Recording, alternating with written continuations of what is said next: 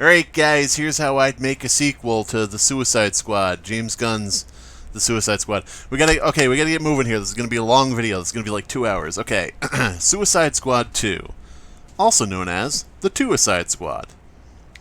James Gunn's The Suicide Squad was a 1970s war film, in his own words. Mine is a 1980s horror movie. As you might expect, we start with the opening scene. Why did I write this? We open with Amanda Waller in a blacked-out limo. Various employees are giving her timelines on her appointments and objectives for that day as she sits stoically, staring forward. Everyone is wearing black and the mood is very somber. The limo pulls up to a cemetery, and Waller and her group get out to attend a funeral. From the discussion around the grave, we find out that Rick Flag is in the flag-draped coffin. Naturally, we assume that Waller is attending Rick Flag's funeral out of respect. But, hey, here comes some early subversion for you. Bet you didn't expect that. Suddenly, the coffin flies open. Rick Flag's corpse, gray-skinned and zombified, and imbued with a dark mist of some sort, sits up as the funeral-goers scream in horror. We're treated to an opening montage of zombie Rick Flag murdering the shit out of funeral-goers as Waller's men shoot him in a huge action scene with tons of bullets and blood. Rick Flag isn't any normal zombie, however, as he conjures up a gun of his own made of some sort of weird, semi-transparent dark matter. Eventually, Zombie Flag is face-to-face with Waller after killing all of her men. He stares her down and the two lock eyes. Rick Flag mutters one word. Traitor. Waller presses a button on her wristwatch, detonating his head. She winces as her face is flecked with corpse spatter. Waller expresses that she wanted him intact for research, but will have to settle for the ring. We pan down to Zombie Flag's hand as we see a Black Lantern ring on his finger. Waller reaches down and cuts the finger off in whole with a pair of clippers. That's right. My Suicide Squad will be facing off against the Black Lanterns. Now, some of you may be saying to yourself, hey, shouldn't the Black Lanterns be used in a Green Lantern movie? Well, here's the thing. They would have to set up so much in the Green Lantern universe in order to use the Black Lanterns. We would need like 2 or 3 Green Lantern movies before the Black Lanterns could emerge at all. Because you'd have to have the established rules of the rings, the rules of the whole cosmic, workings of everything, all the different colors, and so on and so forth. And then the Black Lanterns would have to be characters who have died, which means those characters would have to have been established in the Green Lantern films and killed off. It just is a mess, and we'd be like, as I said, 4 or 5 films out before the Black Lanterns would work. And if they used them too soon, it wouldn't work. Because you'd have a bunch of dead Black Lanterns, and you'd be like, who are these characters? They'd never been introduced before. But, so what we're going to be doing is we're going to be using the Black Lantern and the Black Lantern rings outside the context of Green Lantern as sort of a random zombie alien invasion in Suicide Squad 2. Here comes the part where we're introduced to the team. We cut to Waller setting up an overpowered Suicide Squad. There's a two-way mirror here, and on one side, doctors are about to implant a bomb in Mime's head. Mime is a character from the old DC Comics who is a mime, just in case you were wondering. On the other side of the glass is a waiting room of sorts, with other Suicide Squad members and a few armed guards. Amanda Waller is standing on the side of the glass with the doctors who are implanting the bomb in Mime's head, or at least getting ready to. Talking directly to the Suicide Squad group through a microphone, Waller explains that a mysterious ancient power is seeking out dead superhumans and reanimating them. The recent rise of undead superpeople will require more firepower than past Suicide Squads could muster. This is the most dangerous group of villains ever assembled, and due to this fact, extra precautions will be taken and there is 0 room for errors or insubordination. This version of the Suicide Squad consists of Orpheus, the leader, who is talking with Waller over the intercom as she introduces him to the others.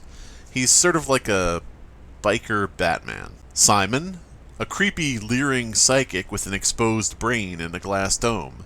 His facial features seem elongated and wrong. Firebug, a doughy slob in insect-themed armor, with a flamethrower and a jetpack. Just a general fire guy. Spellbinder, a young woman with an abstract, confusing costume, covered in spirals and symbols. For this will be sort of merging the female Spellbinder with the male Spellbinder from the comics and the cartoons. You get the idea.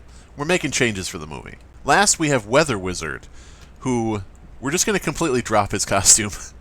Weatherwizard will be like sort of a television meteorologist with an eye mask, and has a presentation pointer that doubles as his wand. You know, sort of like if a TV weatherman was a supervillain. It's clear that there are more members of the team to come, and that these are just the ones who have had their bombs implanted so far. After a moment, Waller notices that Simon, the psychic, is staring at her through the one-way glass. He shouldn't be able to see her. He should be looking at his own reflection. Waller has an expression of dread as she looks down at the switches used to detonate the bombs in the Suicide Squad members' heads. All of the switches appear jumbled to her. They look like they're different colors and different sizes, with gibberish instead of names on the labels.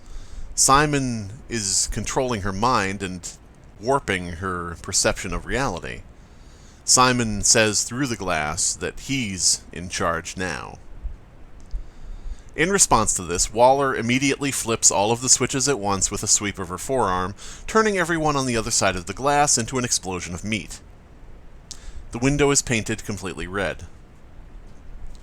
After a moment of watching Waller look down in disappointment, we pan over to see that the mime is freaking out in the background, pulling at her straps and screaming with no sound. Luckily, she hasn't been implanted with a bomb yet. Yes, we're killing off the first team again. The problem with this is that while it won't be much of a surprise after the Suicide Squad, we still need to one-up the previous film and do something fun to remind the audience of the one major rule. Anyone can die at any time, and they will. So now we move on to Team 2. Waller's people are in disarray. They're arguing and moving quickly to replace the team as Waller, once again calm as hell, is watching a news report about super zombies appearing in a nearby city. One of the employees mentions that the events are taking place only a few miles from them, to which Waller replies, "They want the ring back. It must be calling to them." The zombie superheroes on screen on the news report appear to be Laurel Hedare from Catwoman, Bob the Goon from Batman, Nuclear Man from Superman 4, and Selina from Supergirl. I mean, there's all this stuff going on with multiverse shit, so why don't we just throw in a few funny references? I don't know, it just seemed like a funny joke at the time. The devastation is incredible, and the number of casualties is startling.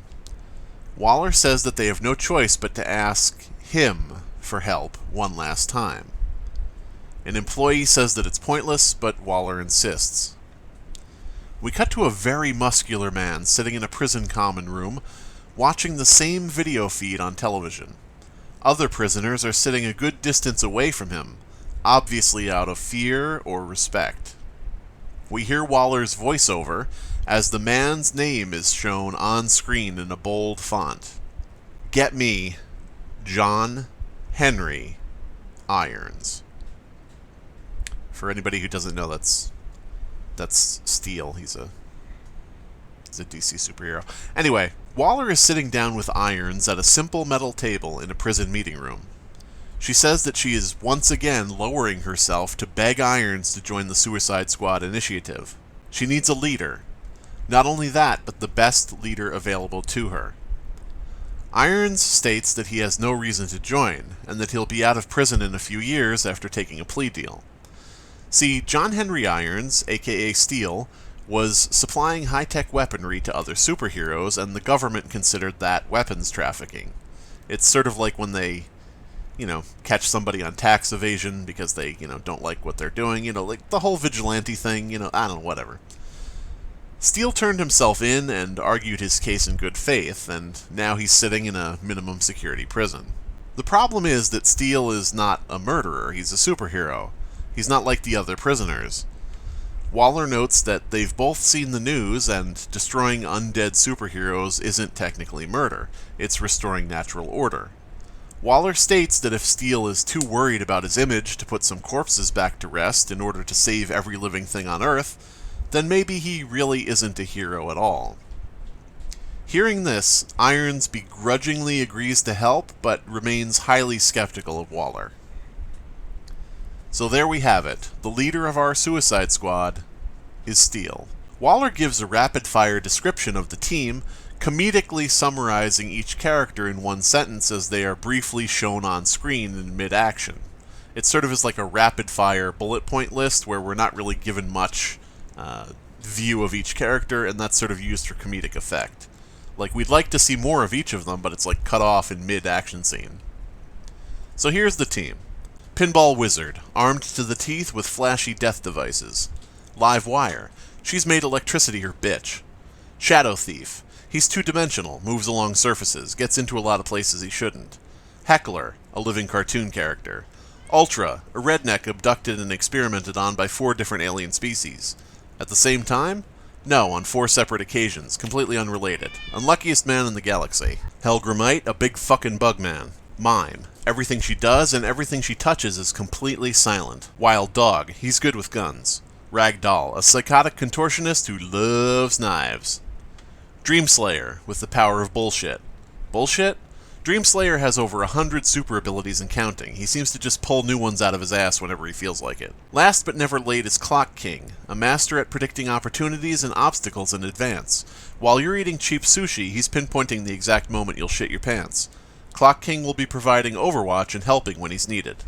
The only major visual changes to these characters versus their comic book versions would be Pinball Wizard would be more of an arcade cyborg with neon colors than a man in a wizard costume, and he would have more pinball-themed weaponry, such as a bop bumper shield and a metallic spherical helmet.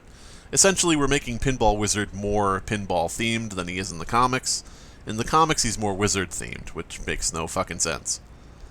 Ultra, the multi-alien, would look the same as his comic version, but he would be dressed sort of like a down-on-his-luck, maybe homeless military veteran. You know, like army surplus clothes, tattered, trucker cap, things like that.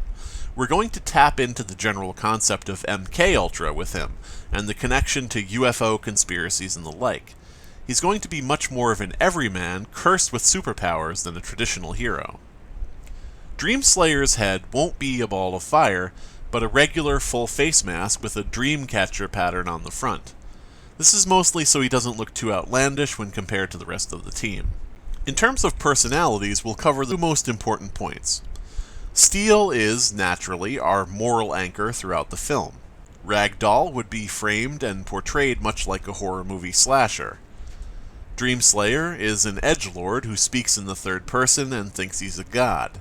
He's the self-indulgent, over-important cringe-lord of the group who thinks everything is centered around him.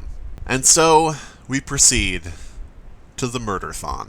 Steel and the Suicide Squad team arrive at a construction and excavation site not too far from Blackgate Prison. It's the spot where a new government facility is going to be built. It's a black site that will secretly house international villains in an extrajudicial manner. For right now, it's just a large crater with scaffolding and heavy construction equipment. At first, everything is quiet. None of the Black Lanterns are around. Livewire steps forward from the group, crackling with energy and ready for a fight. "Come on," she shouts into the echoing crater around her. "I came here to put on a light show." Suddenly, dead hands erupt from the ground at Livewire's feet, grabbing her. We see the leering face of Bob the Goon, looking up at her from the dirt as she screams and is pulled under the earth. A few quick bursts of electrical light erupt from the ground before everything is silent once again. Livewire has just been killed by a zombie. The group back up a bit and survey their surroundings more carefully. "Watch your step," Steel helpfully suggests.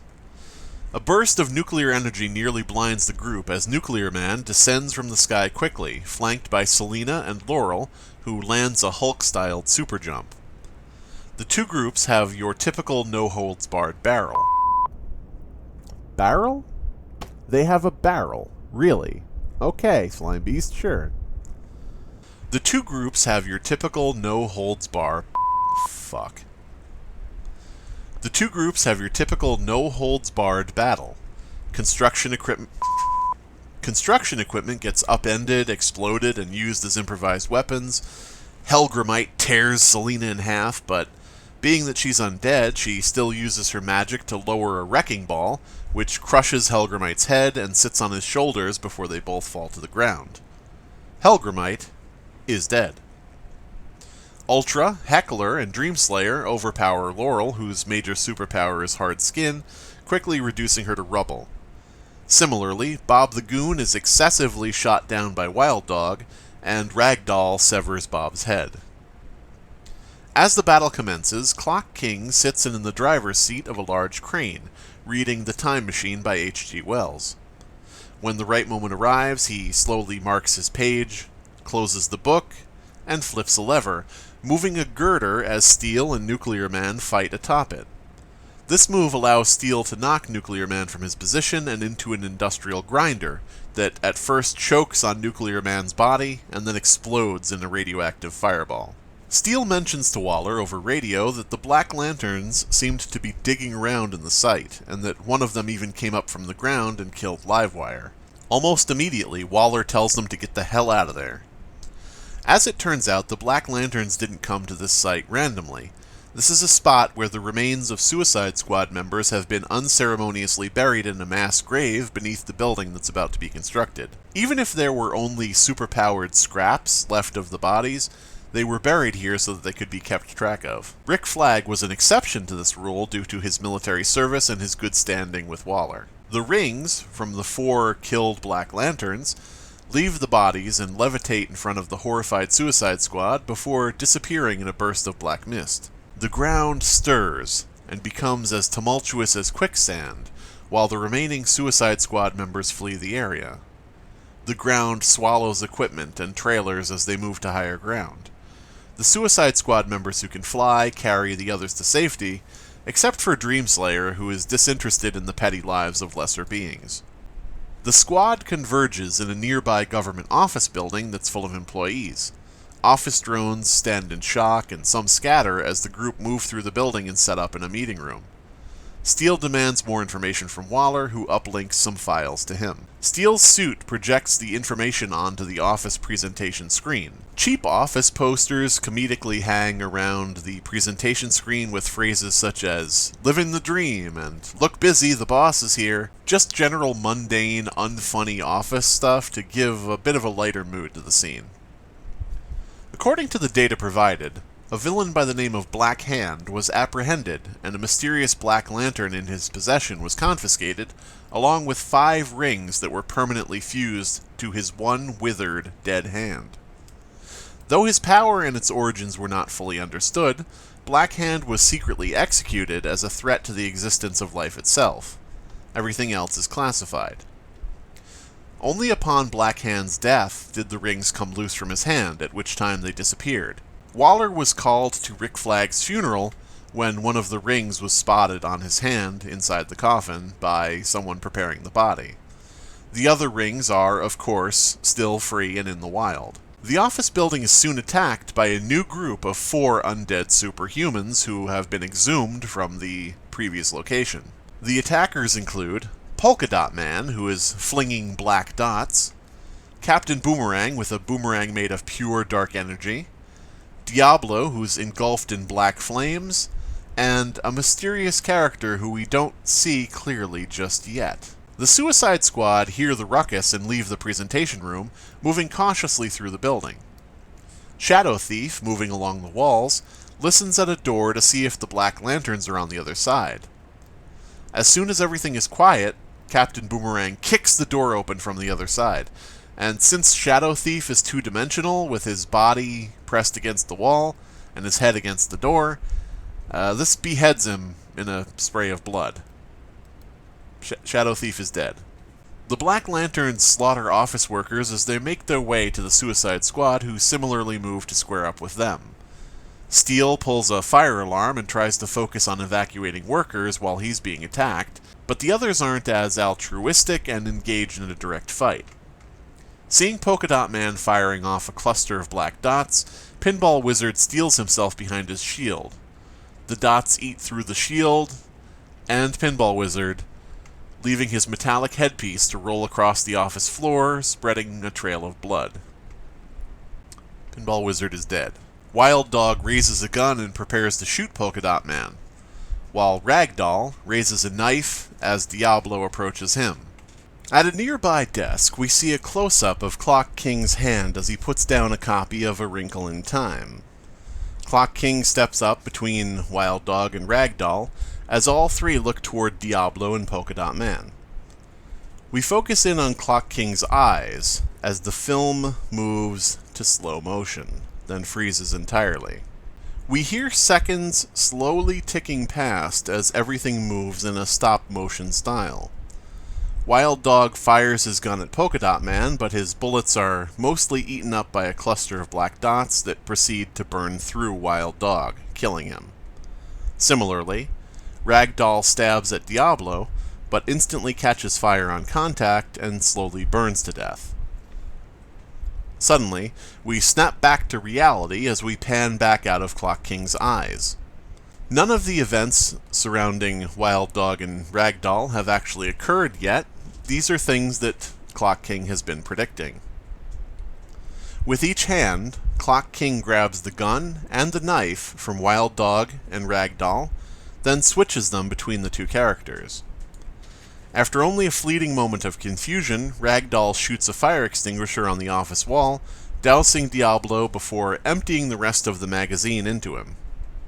Similarly, Wild Dog throws the knife at Polka Dot Man. The blade is corroded a bit as it's grazed by a few of the ensuing dots, but enough of the blade remains to pierce Polka Dot Man's throat and sever his spine. The dots then evaporate into black mist before they can reach Wild Dog. Wild Dog asks Clock King how he knows just what to do and when, and then demands to know why he hasn't saved other members of the group. Clock King simply kicks back in an office chair and goes back to reading his book. Captain Boomerang attacks the rest of the group, but Heckler catches his boomerang in his teeth with the cartoonish flair of a stage performer, as Dreamslayer uses eye lasers to cut Captain Boomerang into smoldering cubes. Suddenly, a pair of hands grab the boomerang from behind Heckler and pull it sharply, cutting deep into his mouth and through his head, killing him. As Heckler's body falls to the floor, we see what exactly pulled the boomerang blade through his face. It's the disembodied arms of Black Lantern TDK, the detachable kid. This is the fourth zombie that showed up at the scene. The arms are made of pure dark energy. TDK steps up to the arms and stands between them for a comedic boss reveal moment, as Captain Boomerang's boomerang dissipates into nothing. "Who the hell is that?" Steel asks over his earpiece. "I have no idea," Waller states. "I've thrown a lot of weird fuckers at a lot of weird problems. It's hard to keep track." Ultra tries to take out TDK, but the immaterial black arms move easily through the air and avoid his alien rays, and eventually grab Ultra's wrists, making him blow his own head off by mistake. Essentially a why you hitting yourself kind of moment. Ultra is dead. Meanwhile, the others attack TDK's armless body as he sidesteps and dodges them. The fight ends in the parking lot as Mime revs up a delivery truck that runs completely silent due to her powers. Just as TDK's arms are about to rip Steel's hammer away from him, the truck plows into TDK's body, crushing him against an office wall. No sound comes from the collision due to Mime's powers, so we just hear the splat of the body being crushed. Mime rolls out of the damaged truck and gets her footing as Steel helps her up. The rings once again leave their owners and vanish. And so, we come to the final act. As the smoke clears and the Suicide Squad leave the demolished office building area, Steel and Waller talk once again. Steel demands that the lantern being kept secure at Blackgate be destroyed. Waller states that the 4 loose rings should be destroyed instead, and that the lantern is central to the research goals of too many influential people. It's the only known object capable of resurrecting the dead, and its power needs to be understood. That decision is outside even her hands. Steele reminds Waller that the Black Lanterns will be coming for Blackgate Prison next, and that unless he misses his guess, they'll be members of the current team. He asks Waller if she really wants to face zombies chosen from a Suicide Squad group that was hand-picked to be overpowered. Waller thinks quietly for a moment, then tells Steele to try his best. If he can't stop them before they reach the lantern, she will indeed have no choice but to destroy it. It's not a matter of trusting her, she literally will have no other options. Steele talks to the remaining squad, trying to bolster their confidence. Only Mime, Wild Dog, Ragdoll, and Dreamslayer remain, with Clock King somewhere out there doing his weird shit on the periphery. The squad reconvene with Waller at Blackgate to discuss a plan of holding down the prison. Steele recommends enlisting all the prisoners to help, but Waller tells him that those prisoners, as well as most of the staff, were already evacuated much earlier. Steele says that he wants to see the high security room where the lantern is being kept, since that's the end goal of the oncoming zombie attack. He'll need to know the routes to that spot. Waller and the light security team accompany the Suicide Squad to a subterranean vault where prisoners' dangerous possessions are kept. When the group arrive at that location, however, Dreamslayer walks ahead of the group. Despite Waller's warning, Dreamslayer continues to approach the lantern and the ring Waller recovered from Rick Flag's body without a word. The rings find new hosts every time the old one is destroyed, Dreamslayer remarks, except for this one. It's been waiting for someone deserving, someone powerful enough to harness it. After a final warning, Waller presses a button on a device and detonates Dreamslayer's head in a burst of brains and bone. Dreamslayer is dead? Dreamslayer's body falls to the floor, and Waller comments that this will be much more difficult without his random abilities. Much to the shock of everyone involved, Dreamslayer slowly stands, his head now a perpetual fireball explosion like a miniature star. It's as if he's frozen his own exploding head in time. The power of bullshit, Waller repeats, frustrated. Dreamslayer, his head a roaring furnace, reaches the lantern and places the ring on his finger, laughing a hollow, echoing laugh that seems to come from everywhere and nowhere all at once. He lifts the lantern and places it inside the flame of his own head. Then he levitates, cross-legged, as the light of his head turns black. The bridge between life and death, Dreamslayer states in a booming voice, and the Dreamslayer, gatekeeper between them. Steele takes a swing at Dreamslayer with his hammer, but a heat vision laser emitted from where his eyes should be turns the hammer to liquid metal.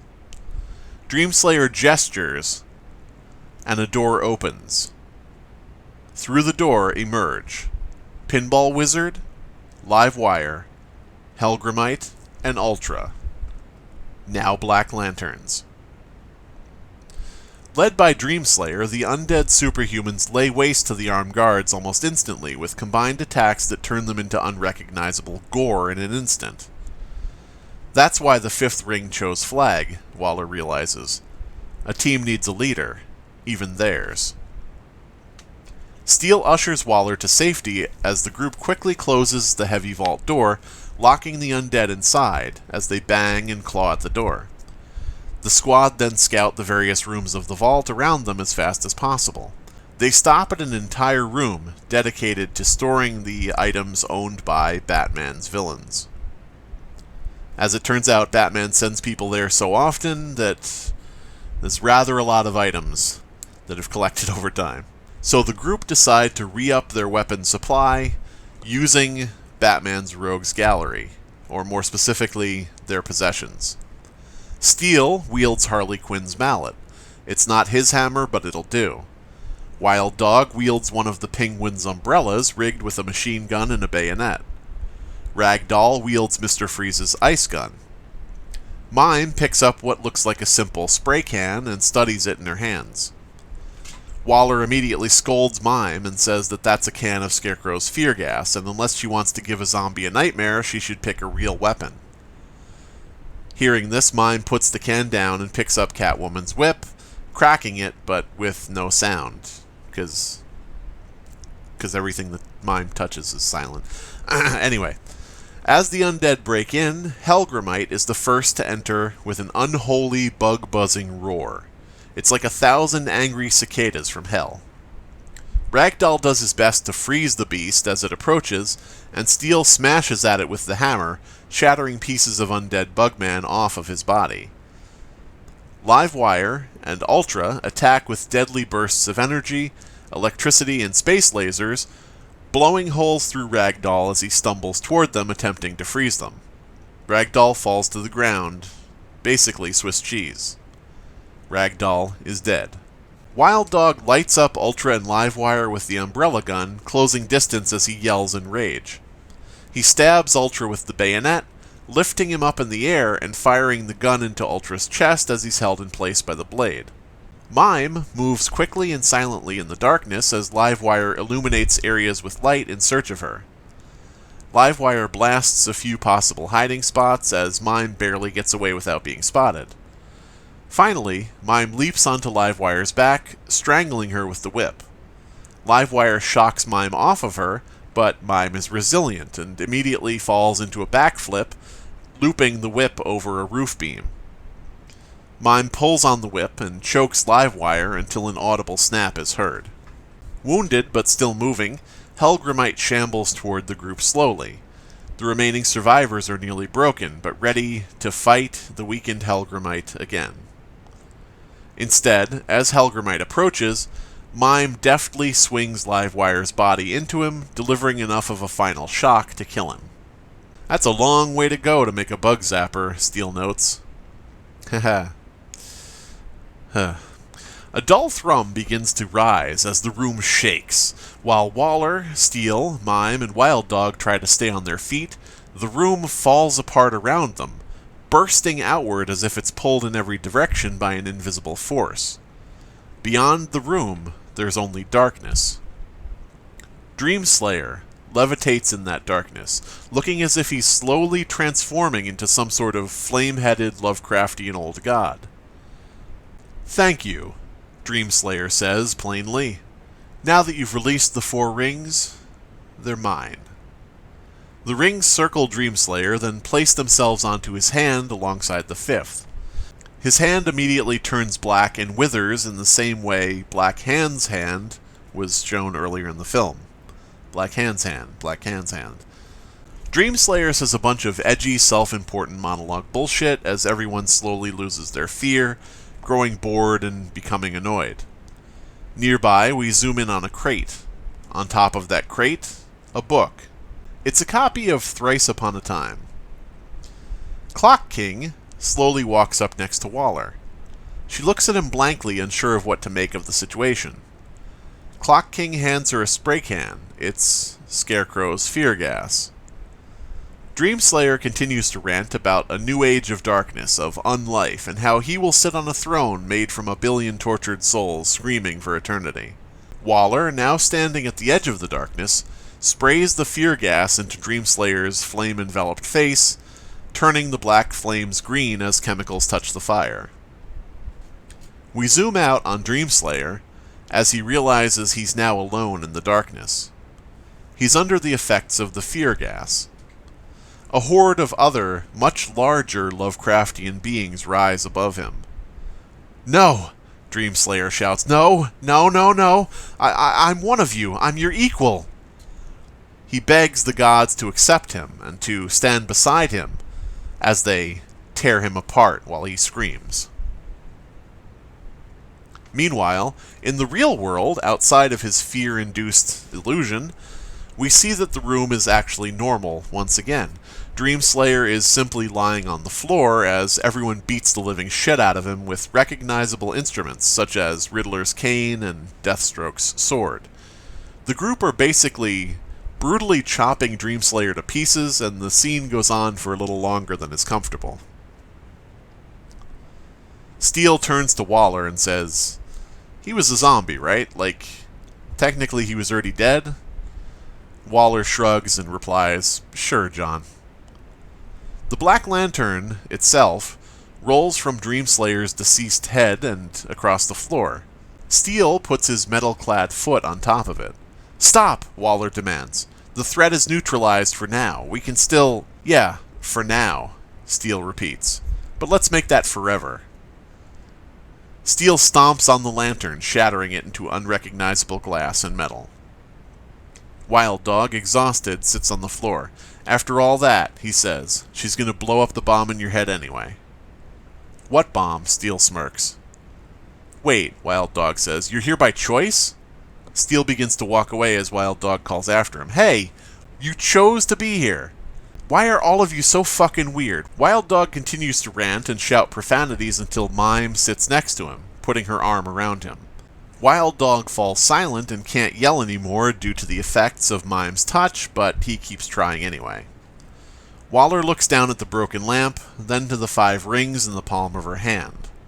She lets out a disappointed sigh. We end on Steel as he walks out of Blackgate Prison a free man. A new voice comes over his earpiece. "Irons," the voice says. "The League could use your assistance if you're free." You can just pick whatever character is currently important in the DC movies at this point. I don't know who it's going to be. "Yeah," Steel chuckles. "I'm free as a bird." Steel jets off into the sunrise to the tune of Freebird. I don't know, fuck it. Roll credits. Alright, so all we have left now is the post-credits scene, which, you have to have in every fucking superhero movie now, so here's what we're going to do. Wild Dog, Clock King, and Mime are sitting in a common area at a low-security prison. The place is almost like a resort, no doubt for white-collar criminals, and all of the business-related prisoners around them, sort of keep their distance. This is their reward for helping Waller, since Blackgate won't be in a condition to house prisoners for a while, and Wild Dog says as much in a bit of exposition, explaining to the audience exactly, what the resolution is here. Mime is silent, of course, and Clock King is reading a book. "Great company, by the way," Wild Dog remarks. "I feel like I'm talking to myself." I am talking to myself. Clock King marks his page, carefully puts down the book, and stands up as an energy portal opens near the group. The Flash, played by a CGI model that looks remarkably similar to Ezra Miller, emerges from the portal. The camera pans in on the Flash dramatically. Clock King speaks his first word in the film, saying, "No," as he awkwardly pushes Ezra Miller back through the portal right before it closes. Clock King then sits back down and begins reading his book again. So yeah, that's how I would make the Suicide Squad 2. A very weird group of heroes, like the strangest group of heroes I think I could pick. In a 1980s horror slasher movie kind of format. Some of the formatting may be lost in the description. You can picture it being directed by a horror director. You can picture dimly lit scenes taking place at night. Camera angles befitting a horror movie. Things like that. When you're describing it just verbally, maybe that doesn't come across, but hey, that's what I'm going for. The Suicide Squad 2. Undead Boogaloo. I don't know.